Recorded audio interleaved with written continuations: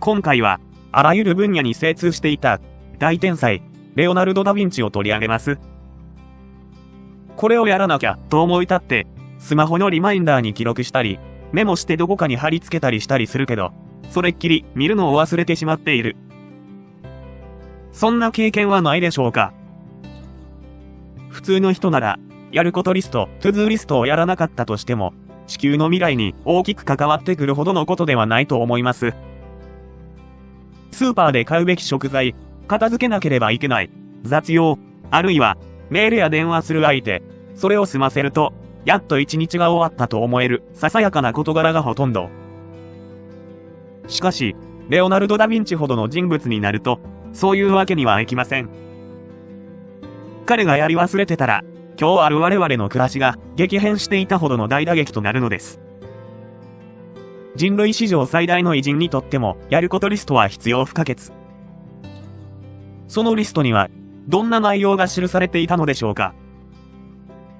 1490年代に書かれたという、そのノートの一冊には、観察、注目、考察することは常に役立つと記載されています。賢者からの助言です。では、ダ・ヴィンチのやることリストには何が書いてあったのでしょうか。彼には、知識に対する飽くなき欲求がありました。多彩かつ革新的な業績を残すことができたのも、常に頭脳を巡らしていたからでしょう。唯一の問題は、ダ・ヴィンチの文字は左右逆だったこと。これを読むには、16世紀のイタリア語に精通していなければならないだけでなく、反対に読むか、手元に鏡を用意して読まなければならないのです。NPR のロバート・クラルビッチ氏が翻訳した文章で、その一部が明らかとなりました。ダ・ヴィンチは、常に何かを理解したいと模索し続けていたのです。天文学、数学、解剖学、物理学について、知見を与えてくれそうな人物の名も記載されています。また、ミラノを描くといった、あなたが後で思い出すよう残すメモ書きの類もあります。ここで紹介するのは、そのハイライト。人類史上最大の頭脳の中身のほんの一端を覗いてみましょう。ダ・ヴィンチのやることリストには次のように記されています。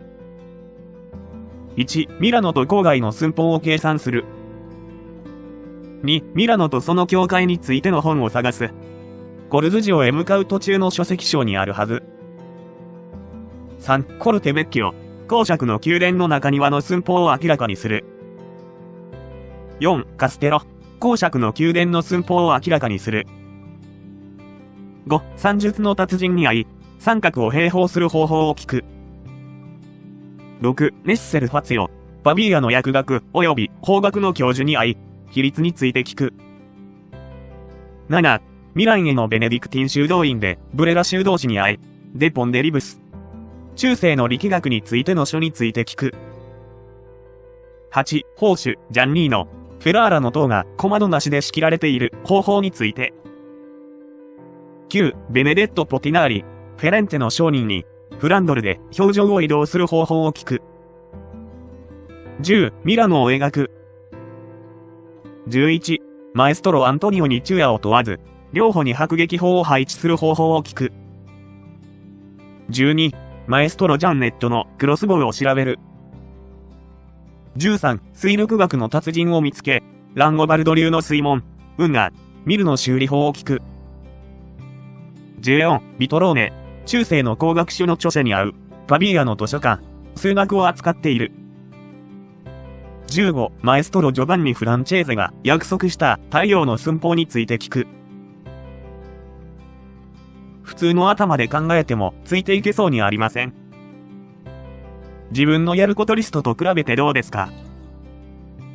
あまりにも壮大すぎて、自分のやることリストがちっぽけなものに思えてくるのではないでしょうか。ダ・ヴィンチのやらなきゃならないことに比べたら、自分のやるべきことなんて簡単に思えてくるから、そう思ったら締めたものです。